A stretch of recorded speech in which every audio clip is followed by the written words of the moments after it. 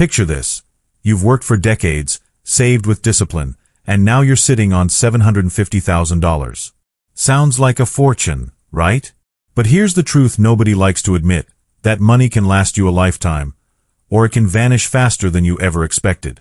That's why today I'm going to walk you through, step by step, exactly how to turn $750,000 into a smart retirement plan that actually works in 2025. No boring theory, no Wall Street jargon. Just a clear strategy to help you live well, stress-free, and without the fear of watching your savings drain away. So grab a cup of coffee, sit back, and let's play this game the right way.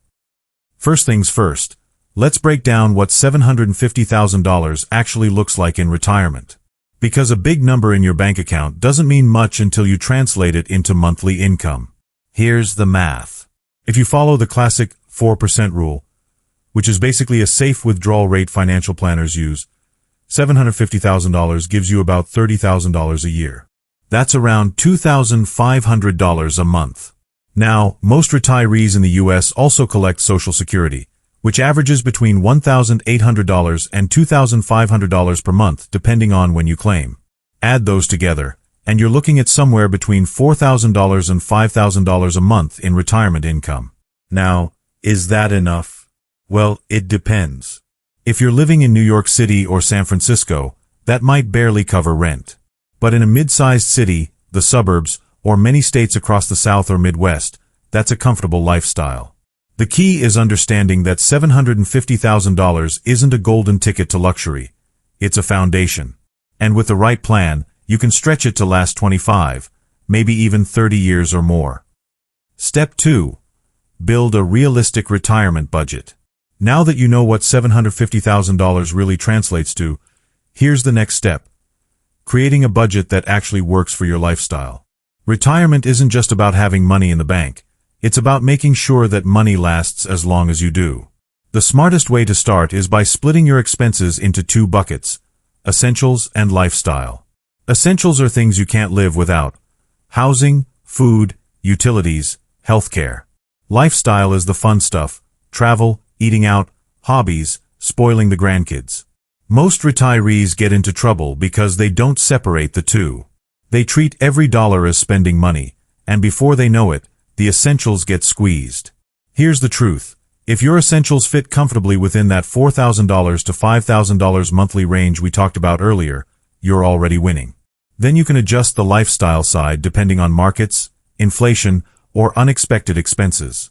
Think of it like driving a car. The essentials are the brakes and the steering wheel. You can't lose them. Lifestyle. That's the turbo boost. You use it when it makes sense, but you don't keep your foot on the gas all the time. Step 3. Plan for healthcare and long-term care. Here's a tough truth. Healthcare is the silent budget buster in retirement. Too many people think Medicare will cover everything, but it doesn't. It handles the basics, yes, but what about dental, vision, hearing, or prescription drugs? Those are often out of pocket, and they add up fast. A couple in retirement could easily spend $300,000 or more on healthcare over their lifetime, and that's without a major health crisis. And then there's long-term care. Nobody wants to picture themselves in a nursing home or needing daily help, but ignoring it doesn't make the risk go away. 1 year of long-term care can cost over $80,000, and just a few years of that can wipe out savings. So here's the move. Factor these costs into your retirement plan from the start. That might mean adding a supplemental Medicare plan, setting up a dedicated health savings bucket, or even exploring hybrid life insurance policies that include long-term care benefits. Think of it like this. Planning for healthcare is like carrying an umbrella. You hope you never get caught in the storm, but if you do, you'll be glad you had it. And in retirement, the storm isn't if it comes, it's when. Step 4. Master your withdrawal strategy and taxes. Here's something most retirees never think about. It's not just what you saved, it's how you take it out. The order in which you withdraw money can make or break your retirement plan. Take too much from the wrong account, and suddenly the IRS is your biggest expense. Let's break it down. You've got 3 main buckets: taxable accounts, like regular brokerage, tax-deferred accounts, like 401(k)s and traditional IRAs, and tax-free accounts, like Roth IRAs. If you drain your 401(k) first, You could easily bump yourself into a higher tax bracket, meaning Uncle Sam takes more than his share. Even worse, once your income gets too high, part of your Social Security check gets taxed, too. That's a double hit. The smart move. Think of withdrawals like peeling layers of an onion. Start with taxable accounts, sprinkle in Roth when you need flexibility, and leave the 401k/IRA for last, or at least balance it strategically. And remember, once you hit age 73, required minimum distributions kick in whether you like it or not. If you plan this right, you'll keep thousands of dollars in your pocket instead of handing it over to the government. If you don't, well, let's just say the IRS will thank you for your generosity. Step 5. Help family without hurting yourself. One of the easiest ways to derail a solid retirement plan is by giving too much financial help to adult children or even grandchildren. It usually starts small, paying a bill here, helping with rent, covering tuition. But over time, these temporary acts of generosity can turn into long-term drains on your savings. Here's the hard truth. Every dollar you give away is a dollar you can't use for healthcare, housing, or your own security later on. And if you run out of money, guess who ends up being the burden? Exactly, the same kids you were trying to help. That's why smart retirees set clear boundaries. It's not about being selfish, it's about protecting your independence.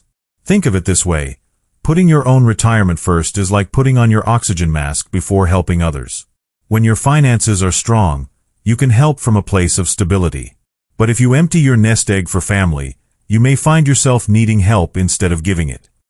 Step 6. Adjust spending as you age. One mistake retirees make is assuming their spending will stay exactly the same for the rest of their lives. The reality: your needs change, and your budget should, too. In the early years of retirement, most people spend more because they finally have the time to travel, eat out, or dive into hobbies. But if you keep spending at that pace into your 70s and 80s, while healthcare and living costs keep rising, your savings won't stretch as far as you think. The smart move is to regularly check in on your budget, every year or two, and make small adjustments. Cut back where it makes sense, shift money toward what you truly value, and plan for those higher medical costs down the road. Think of retirement like running a marathon, not a sprint. If you blow all your energy at mile 5, you'll struggle to finish. But if you pace yourself, you can make your money and your lifestyle last comfortably all the way to the finish line. Step 7. Plan for long-term care. One of the biggest blind spots in retirement planning is long-term care. Most people don't like to think about it, but ignoring it doesn't make the risk go away. Medicare doesn't cover extended nursing home stays or assisted living, and the costs can be brutal. In many states, a single year of long-term care can top $80,000. Just 3 or 4 years could wipe out everything you've worked for. The smart move is to prepare now. That might mean looking into long-term care insurance, hybrid life insurance with care benefits, or setting aside a dedicated savings bucket for this purpose. Even planning where you want to live, near family, or in a community with lower care costs, can make a huge difference. Think of it like reinforcing the foundation of your house. You hope you never face the storm, but if you do, your home won't collapse. So here's the big takeaway. Retiring with $750,000 isn't about luck, it's about strategy. Break it down into steady income, build a realistic budget, plan for healthcare, withdraw money smartly, protect yourself from overspending and family pressure, and prepare for the unexpected. Do that, and your money can last not just through retirement, but through life. The difference between those who struggle and those who thrive isn't the number in their account, it's how they manage it. And now, you've got the blueprint. If you found this helpful, hit that like button, subscribe, and share this with someone who's planning their retirement. Because the sooner you plan, the stronger your future will be.